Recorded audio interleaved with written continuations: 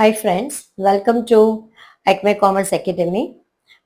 Last हमारा जो video था उसमें हमने we have done the methods of measuring price elasticity of demand. तो आज थर्ड मेथड देखते हैं, that is your point method या geometric method, right. Point method और ज्योमेट्रिक मेथड, ये जो क्वेश्चन है वो ऑलरेडी मार्च 2020 में 4 मार्क्स के लिए बोर्ड एग्जाम में पूछ गया है। Now, not only this, even this question can be asked in question number 6. तो जो हमारा क्वेश्चन नंबर 6 की जो सीरीज चल रही है उसमें भी ये क्वेश्चन आ सकता है. It can be combination of two answer. Like, what is the meaning of the, explain the ratio method of measuring price elasticity of demand, or else point method या geometric method to measure the price elasticity of demand. दोनों question combine करके भी आ सकता है, और else it can be asked only as a single question, जैसे मार्च 2020 में पूछा था, explain the point method और geometric method to measure the price elasticity of demand. तो आइए फ्रेंड्स, आज हम ये मेथड सीखते हैं. काफी सिंपल है. काफी बार ऐसा होता है कि बहुत सारे स्टूडेंट्स को ये आंसर डिफिकल्ट जाता है, बिकॉज डायग्राम का जो एक्सप्लेनेशन है या डायग्राम ही समझ में नहीं आती. एक बार डायग्राम समझ में आ गए तो this answer is very easy. Now as usual हमारा जो प्रेजेंटेशन पार्ट होगा, हमारा जो आंसर का, will start with the introduction. That is, it was developed by Alfred Marshall to measure the elasticity of demand. Alfred Marshall ने ये method introduce की थी. He has developed किसके लिए? To measure the elasticity of demand at a given point of time on demand curve. Now actually हमारे पास और दो method है. कौन सी वाली? एक रेशियो मेथड और एक था हमने जो टोटल आउटले मेथड. ये दोनों मेथड थी, but this both the method were explaining elasticity of demand in different way, right. 3 diagram या 3 डिफरेंट पार्ट्स में उन्होंने डिवाइड करके this method was explain. So Alfred Marshall has thought, उन्होंने सोचा कि भी ऐसी कोई मेथड बनाई जाए जहां पर all the 5 types we can show in one single diagram, right. तो उससे क्या किया, Alfred Marshall has what done, he has measured the elasticity of demand at given point of time, at particular point of point ले लिया, कहां पर? On the demand curve. And then he has started measuring the elasticity of demand at any given point of time with the help of demand curve. अभी उसके लिए he has used one of the formula. What is the formula? Point elasticity of demand is equal to lower segment of demand curve below the given point and upper segment of demand curve above the given point. अभी आप बोलेंगे teacher अभी ये तो बहुत बड़ी formula हो गई. Okay, no problem. खाली ये फॉर्मूला हमें यूज करना है. एक बार आपको यूज करना आ जाएगा तो ये जो लिखा है, जो फॉर्मूला हमने लिखे, that also will remember easily, वो भी हमें याद हो जाएगा. So I repeat again, point elasticity of demand is equal to what? Lower segment of demand curve below the given point upon upper segment of demand curve above the given point. Now this meaning elasticity of demand is equal to lower segment upon upper segment. Now ये formula use करने के लिए Alfred Marshall has developed the another two method. मतलब ये method के अंदर ही we have got a 2 different types by which we can measure elasticity of demand. तो अंदर यही method के अंदर हमें क्या करना है, और दो डिफरेंट मेथड हमें मेजर करनी है या यूज करना है टू मेजर इलास्टिसिटी. तो डिमांड कर्व में भी इधर लीनियर डिमांड कर्व या it can be non linear demand curve. तो हमारा जो डिमांड कर्व है वो लीनियर डिमांड कर्व भी हो सकता है या non linear. Now what is linear demand curve? It's in straight line. So linear demand curve, let us see कि how it is drawn and then I will start explaining. So it is your linear demand curve on x-axis and it is on y-axis, quantity demanded, right? And that is here 0, this is price. Now we are drawing the straight line. The demand curve on a linear meaning it is a straight line where the point B, जो हमारा point B है, it meets on which axis? x-axis पे वो point B आ रहा है, and extend the straight line, that is your demand curve, on the y-axis and give the point as A. I repeat, हमने क्या किया? We have drawn the straight line. हमने straight line draw किया demand curve के लिए, जिसके कारण उसका जो one of the point is extended on y-axis और उसको नाम क्या दे दिया? A point. Then same demand का हमने क्या किया, एक्सटेंशन किया एक्स एक्सिस पर, और वहां पर we have given the name as B. Now at the A point your elasticity of demand हमने क्या कर दिया, it is infinite.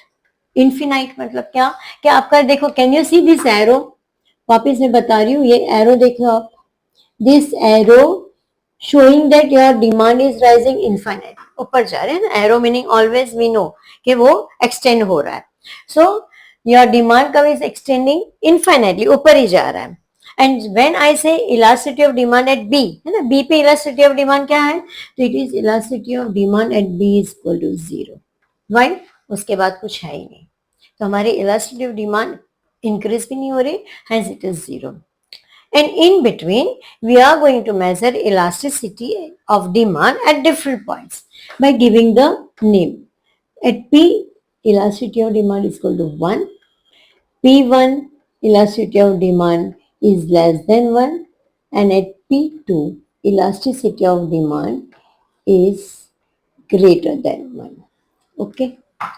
So what हमने क्या किया, we have divided the जो लीनियर डिमांड कर्व है into 3 parts, that is elasticity of demand is equal to 1 कर, फिर P1 पे हमने elasticity of demand is less than 1, and P2 पे क्या, elasticity of demand is greater than 1. Now what we are assuming, assume that line AB is straight line, right? And the length of AB is equal to 8 centimeter. ये हमने assumption किया है to make our answer very simple and easy to understand. Right, हमारा answer जो simple और easy बनाने के लिए हमने क्या कर दिया, we have taken the length AB to be 8 centimeter. Now on the basis of this, what we will do, we will measure the elasticity of demand by using this formula. Right, हमें ये formula use करना है. Now at point P, right, हम लोग पहले क्या करेंगे, point P लेंगे. पॉइंट पी पे elasticity of demand is how much. See हमने पूरी जो स्ट्रेट लाइन हमारी ए बी, उसको 8 सेंटीमीटर अजम्पशन क्या है, अगर ये मेरा this is my middle point, it means this can be 4, this can be 4, बराबर है. अभी आप बोलेंगे वो 4 कैसा है, तो पहले हम लोग को फॉर्मूला यूज करना है. तो at point P elasticity of demand is equal to lower segment upon upper segment. Right, वापस आपने एक बार यहाँ पर पूरी फॉर्मूला लिखती है, तो वापस नहीं लिखोगे तो चलेगा, just right short formula L upon you. L meaning what, lower segment, नीचे वाला part, below the given point. Given point हमने कौन सा लिया है, पी लिया है, तो पी का नीचे का पार्ट कितना आ रहा है, PB, it is PB. And upper segment of the demand curve about the given point, तो ये हमारा अपर सेगमेंट, ऊपर वाला upper segment of the demand curve above, above मतलब ऊपर, so above the what, given point, P is my given point, और उसके ऊपर का पार्ट क्या बच रहा है, P से A तक, right, that is y axis, तो it is PA. So elasticity of demand is measured at A point, that is P point. P point पे हमने इलास्टिसिटी ऑफ डिमांड मेजर किया है, how, L upon U, that is PB lower segment and PA that is upper segment. Now PB का हमने कितना, because it is in middle में आ रहा है, it will be 4 upon 4. Cancellation करोगे आपको 1 मिलेगा, that is your elasticity of demand is equal to 1. right, आपकी elasticity of demand 1 आ जाएगी, यहाँ पर लिखते हैं is equal to 1. Now next one at P1, right, now we will take as a P1 at point P1. Again, you have got same formula, elasticity of demand is L upon U. Now P1 पे क्या है, see your part is very small, तो it is understood कि हमारा 2 होगा, और ये पूरा पार्ट है वो हमारा 6 है, right? So how much is the, वापिस वही formula, lower segment of the demand को बिलो द गिवन पॉइंट मेरा P1 है, तो उसके नीचे का पार्ट क्या आ जाएगा, right, P1B. And above the given point, above मतलब कहां से आएगा, P1A तक, दैट इज y एक्सिस तक, P1A. Now P1B, how much it is 2, and P1A it is how much 6, that is cancellation करोगे 2 1 2, that is 2 3 1 upon 3, it comes to 0.333. That is elasticity of demand is less than 1. Right, आपकी elasticity less than 1, क्योंकि 1 meaning equal और उससे कम होगा तो क्या हो जाएगा, it is a less than 1.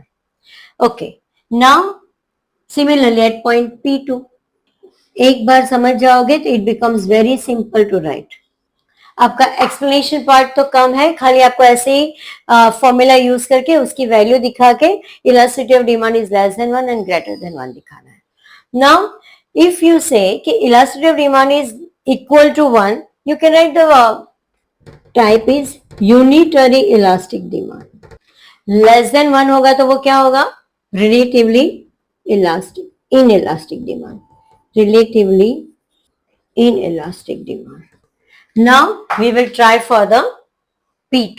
तो at P2 हमारी elasticity of demand क्या है, वही हमारी formula L upon U.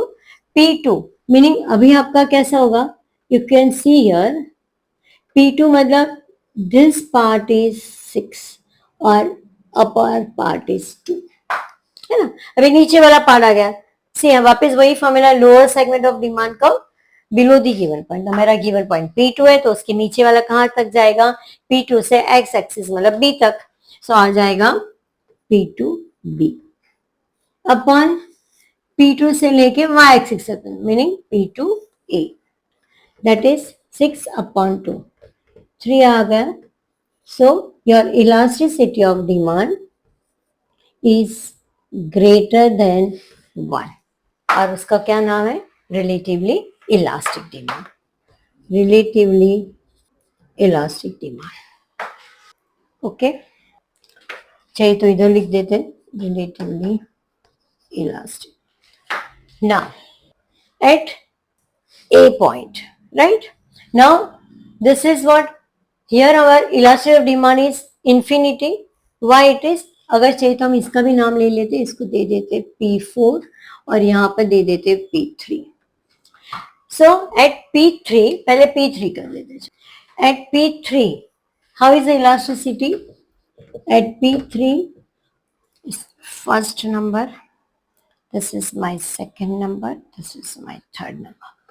At 4, at P3 elasticity of demand is equal to 0. Why? Because there is no other further demand can be created. ना कोई भी ज्यादा डिमांड आएगी नहीं क्योंकि वहां पर वो एक्स एक्सिस आ गया. So elasticity of demand is 0, hence it is called perfectly elastic, perfectly inelastic demand. Now if you see at P4, at P4 your elasticity of demand is infinite. That is why, because after that there is no further demand cannot be increased ahead. यहाँ पर से आपका सीधा ऊपर ही जा रहा है. So at elasticity is infinite and that is called as perfectly elastic demand. Elastic meaning आपकी डिमांड बढ़ इंक्रीज ही हो रहा है या राइज हो रही है कॉन्स्टेंटली. मैंने यहाँ पर एरो करके भी बताया, राइट, कि that is your demand is rising constantly. So at P the elasticity of demand, that is your upper segment. यहाँ पर जो अपर सेगमेंट है कुछ आ ही नहीं रहा है, सो इट इज इनफाइनाइट. और यहाँ पर elasticity of demand is 0. why? because यहाँ पर भी nothing comes below this, hence it becomes 0 and it is called perfectly inelastic demand. Friends, so linear demand curve you have to show by drawing a straight line. आप straight line draw करोगे and you will show the AB as a straight line of demand curve and then you will show with the formula, right? Now second हमारा क्या है, non-linear demand curve है, तो we will start with the non-linear demand curve. We will start with the second method, non-linear demand curve.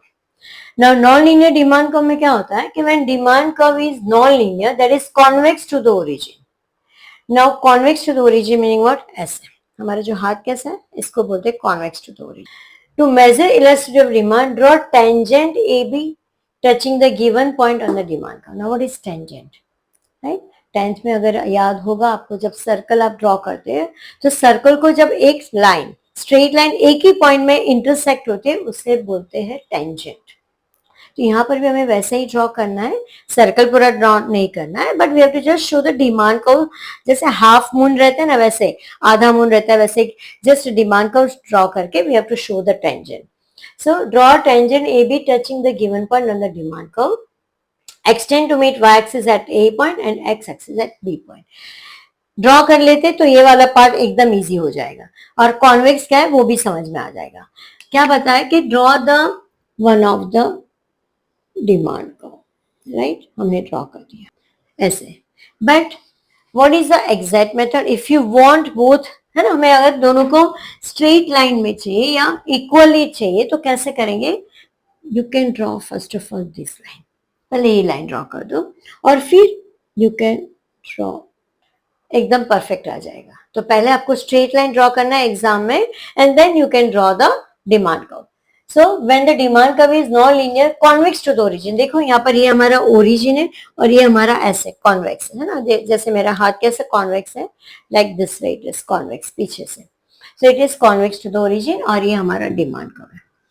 और फिर क्या बताया, draw tangent A B, तो मैंने यहाँ पर ए बी कर दिया, touching the given point on the demand curve. ठीक है, हमने डिमांड कर्व को भी ए बी लाइन टच कर दिया.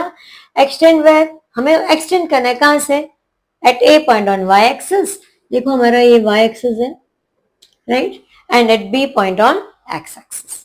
Okay, so very simple, convex to the origin we have to draw a tangent which should be convex to the origin and extend the demand curve at A point on axis y and B point on x axis. Okay, now how to measure demand curve, उसके लिए formula भी है. See here, illustrative demand is what, lower segment of the demand curve tangent below the given point, right. यहाँ पर segment था, straight line था क्योंकि हमने लीनियर पेयर की स्ट्रेट लाइन ड्रॉ की थी. यहाँ पर हम क्या कर रहे हैं, we are showing the tangent, तो हमें टेंजेंट लिखना है. So lower segment of the tangent below the given point. Now suppose मैंने यहाँ पर गिवन पॉइंट को एक सी बोल दिया, right, and upper segment of the tangent above the given point, हमारा अबव ऊपर वाला रहेगा एंड सी से नीचे होगा वो below the given point. Now what is the elasticity of demand, that is elasticity of demand is equal to, अगर मैंने सी बी upon CA लिया, that is CB is equal to CA. If both values are equal, I am going to get elasticity of demand is equal to 1. और इसको क्या बोलेंगे, unitary elastic demand. Now elasticity of demand, अगर मैंने बोला कि CB is greater than CA, CB की value ज्यादा है किससे, CA से, right, you can write it down, CB is greater than CA. CB is greater than CA. Directly भी लिख सकते तो भी चलेगा, you can write directly also instead of writing directly लिख देते. CB is equal to CA, elasticity of demand is equal to 1, उसको बताएंगे unitary elastic demand. फ्रेंड्स इसका we can draw the diagram also, separately भी diagram draw कर सकते हैं. अगर CB is greater than C है, राइट, अगर हमारा CB क्या है, ग्रेटर देन सी है, तो elasticity of demand will become greater than 1, and greater than 1 meaning it is relatively क्या होगा, इलास्टिक डिमांड. हम लोग क्या कर रहे हैं कि एक ही चीज है ना, ऑल द थ्री टाइप्स हम एक ही डायग्राम में शो कर रहे हैं. And CB is less then CA होगा तो it is elasticity of demand is less than 1, और वो तो पता है लेस देन 1 मतलब रिलेटिवली इन इलास्टिक डिमांड. जब भी लेस देन होगा तो हमें याद रखना है इन इलास्टिक होगा, जब ग्रेटर देन होगा तो इलास्टिक होगा. इफ यू वांट ये दोनों के भी डायग्राम ड्रॉ कर सकते हैं, आई विल शो यू कैसे करते हैं. एक स्मॉल डायग्राम ड्रॉ करके भी हम बता सकते हैं. सी हियर एज यूजुअल मैंने जो जैसे बताया वाई और एक्स एक्सिस ड्रॉ कर लिया, and what we have to show, यहाँ पर हमें CB की वैल्यू ग्रेटर देन बताना है, राइट. यहाँ पर A, यहाँ पर C, यहाँ पर B, ये आपकी वैल्यू ज्यादा हो गई और यहाँ पर CA स्मॉल है, तो CB is greater then CA, आपका क्या हो गया, it is your relatively elastic demand, right. Now your इसके लिए डायग्राम, यहाँ पर हमें क्या दिखाना है, CB is less then CA. वापस हम वैसे ही करेंगे, एक स्ट्रेट लाइन ड्रॉ कर लो and you will show your curve to be like this, AB हो गया आपका CB लेस देन देखो यहाँ पे जो गैप है, lower segment it is small and upper segment C is greater than, hence it is what, greater than 1. You can show this diagram even along with this answer. ये diagram text book में नहीं दिया है but हम draw कर सकते हैं, right. It is an added advantage कि भाई हमने एक्स्ट्रा भी ड्रॉ करके we have shown that how it comes, है ना, कैसे आ रहा है वो, ग्रेटर देन 1, लेस देन 1, वो भी हमने ड्रॉ करके दिखा है. So you can draw this diagram, so it become simple to understand. और इतना ही आंसर है, दैट्स इट. आपको खाली ये 4 लाइन लिखनी है, डायग्राम ड्रॉ करो, फॉर्मूला लिख दो and just show it is equal to 1. ये हमारा इक्वल टू 1 है क्योंकि यहाँ का गैप और यहाँ का गैप ऑलमोस्ट सेम है, राइट. एंड सेम लाने के लिए खाली इतना ध्यान रखना है कि स्ट्रेट लाइन ड्रॉ करो एंड सी दैट जो आपका ये जो टेंजेंट है it should come in the middle, right. ये टेंजेंट हमारा मिडल में आना चाहिए. तो एक बिकम इक्वल टू 1 मतलब यूनिटरी इलास्टिक डिमांड. फिर अगर CB is greater then CA, जैसे यहाँ पर CB की वैल्यू ज्यादा है, CA स्मॉल है, अपर सेगमेंट छोटा है, तो it is relatively elastic demand. अगर CB is less then CA, देखो यहाँ पर CB लोअर सेगमेंट स्मॉल है, छोटा है, अपर सेगमेंट ज्यादा है, less than 1, relatively inelastic demand. Friends this is a complete answer, right. ये हमारा कंप्लीट आंसर है, यहाँ तक लिख दिया, that's it. Your answer will be get complete. Plus हमने एक्स्ट्रा डायग्राम भी ड्रॉ करके दिखा दिया है, so there is no other problem. आप इतना लिखोगे, बोर्ड एग्जाम में अगर ये 4 मार्क के लिए आता है तो आराम से 3.5. एंड अगर आपका 8 मार्क्स के लिए आता है तो 8 मार्क्स में भी वैसा ही होगा. 4 marks will be of one method and 4 marks will be of this method. अगर ये पूरा का पूरा भी 8 मार्क के लिए आता है तो भी आप इतना लिखोगे, आराम से आपको 7 या 7.5 मिल जाएंगे in a board exam, right. I hope so पूरा आंसर आपको समझ में आ रहेगा. चाहिए तो आप 2 या 3 बार उसको रिपीट करके वापस पढ़ लो या देख लो. You will able to understand the answer easily, right. Friends thanks for, and again reminder, आप चैनल को सब्सक्राइब करें, अपने फ्रेंड्स को भी लिंक दीजिए जिसके कारण उनको भी ये पढ़ने या समझने में इजी हो जाए. थैंक्स.